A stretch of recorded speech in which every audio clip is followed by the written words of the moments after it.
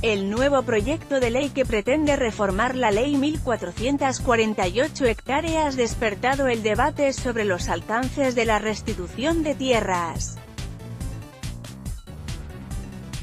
Este debate, aunque necesario para evaluar sus fortalezas y contrarrestar sus límites, no está cerca de la propuesta del Centro Democrático. Por el contrario, el proyecto hace modificaciones que, en apariencia, buscan mejorar la ley. Sin embargo, cuestiona de manera tajante la condición de víctima y contempla la posibilidad de rebajar los estándares de la reparación transformadora. Así, la propuesta relega los derechos de las víctimas de abandono forzado y despojo para atender los intereses de algunos de los ocupantes actuales de la tierra que, de una u otra forma, se han beneficiado del clima generalizado de violencia. Le puede interesar las propuestas de reformas sobre las tierras que llegaron al Congreso. La Ley 1448, como toda legislación, es susceptible de mejora. Después de 7 años de vigencia, se han hecho varios llamados para su ajuste y, con ello, potencializar el alcance de los objetivos señalados en el año 2011. No obstante, el proyecto presentado lleva a las víctimas del conflicto armado, centro de la ley y de la justicia transicional, a un lugar más vulnerable del que ya se encuentran y convierte a la Ley 1448 en una herramienta para legitimar el despojo de tierras. Las víctimas son la columna vertebral en cualquier proceso de transición, es por esto que en todos los sistemas de justicia transicional se adoptan medidas direccionadas a garantizar la reparación transformadora de quienes más sufrieron los vejámenes de la guerra. La Ley 1448 fue el primer gran logro en la legislación colombiana para reparar a millones de víctimas, tras el reconocimiento del conflicto armado interno. Le puede interesar, informe sobre el tema en Colombia 2020 de El Espectador. La autora del proyecto ha dicho que pretende proteger a campesinos que se han convertido en víctimas del proceso de restitución. Sin embargo, el articulado desconoce por completo la esencia de la ley de víctimas y de la restitución de tierras, pues asume que todos aquellos que se hicieron posteriormente con los predios despojados son personas vulnerables. Además, equipara a los reclamantes con los opositores de la restitución. En principio, la Ley 1448 no tenía herramientas para atender a los ocupantes secundarios, aquellas víctimas y personas vulnerables que llegaron a establecerse en los predios después de que estos fueron despojados. Esto ha sido remediado de manera gradual por la URT, con base en la sentencia C-330/16 de la Corte Constitucional, y los mismos jueces de restitución que han adoptado medidas para atender a dichos ocupantes. Aunque en esta materia queda trabajo por hacer, esto no justifica ignorar que entre las personas que ocuparon las tierras despojadas también hay despojadores y compradores oportunistas que se aprovecharon del clima generalizado de violencia, por lo que se hace indispensable la distinción clara entre opositores y segundos ocupantes.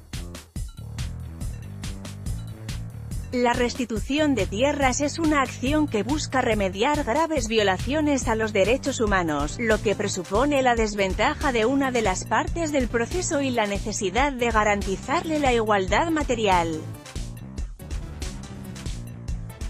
Por esta razón, la ley crea el derecho fundamental de la restitución y una jurisdicción especializada en restitución de tierras que facultó a los jueces para actuar como garantes de los derechos de las víctimas. Introducir medidas que pongan en riesgo dichas garantías desconoce el sustento político y filosófico de la ley, de la justicia transicional y de la Constitución de 1991. Además, el proyecto presenta otros problemas de fondo que afectan la pretensión transformadora de la ley. El primero se refiere a la buena fe exenta de culpa. La Corte Constitucional ha determinado dos elementos constitutivos, uno subjetivo, que consiste en actuar con lealtad, y otro objetivo, que exige tener la seguridad en el actuar, la cual solo puede ser resultado de la realización de actuaciones positivas encaminadas a consolidar dicha certeza. El proyecto pretende, para algunos eventos, desconocer la exigencia de la buena fe exenta de culpa y cambiarla por buena fe simple.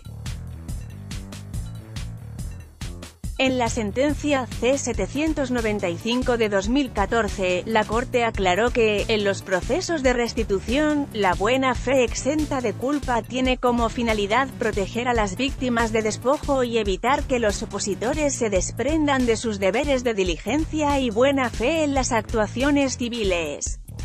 En este orden, disminuir los estándares ya contemplados perjudica a las víctimas del conflicto armado, abriendo la posibilidad a la legalización de despojos y a la revictimización. Además, para los casos donde se mantiene la buena fe exenta de culpa, quien redacta el proyecto invierte la carga de la prueba, obligando a que sean los reclamantes de tierras quienes deban demostrar que los actuales ocupantes no son de buena fe. Siguiendo las normas de orden público del derecho procesal, son los opositores como principales interesados en demostrar que adquieran los predios legítimamente, quienes deben probar su buena fe exenta de culpa. En segundo lugar, el proyecto incluye la confianza legítima como un principio ordenador de las actuaciones administrativas y judiciales en la restitución. Este principio, muy al uso del derecho de inversión y del derecho comercial, protege las expectativas de los inversionistas ante cualquier modificación que adopte en la legislación el Estado en el que invierte o con el que contrata. Introducir este principio en la restitución y buscar su interpretación discriminada abre la puerta a legitimar las compras oportunistas realizadas por actores privados que aprovecharon la violencia armada para adquirir predios a muy bajos precios.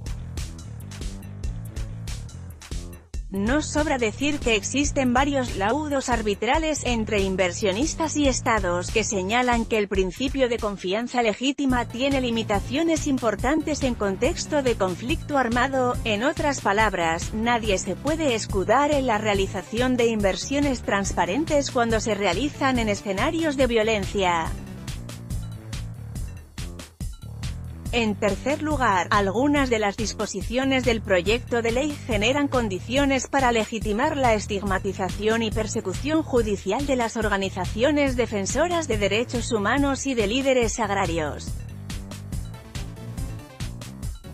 El proyecto sugiere que quienes, con fines políticos, ideológicos o económicos, apoyen o guíen a las víctimas a presentar solicitudes de restitución, sin tener la calidad de despojado o desplazado, podrán ser judicializado y condenado hasta por 12 años de prisión.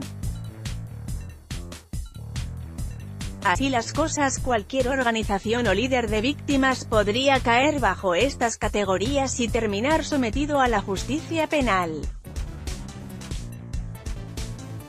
Lea también, cambio de gobierno, logros y retos para el desarrollo rural. Finalmente, desde el Observatorio de Tierras hemos hecho un llamado permanente a transformar los diseños problemáticos y que limitan el potencial de la Ley 1448, por ello consideramos que sí existen aspectos que pueden y necesitan mejorarse.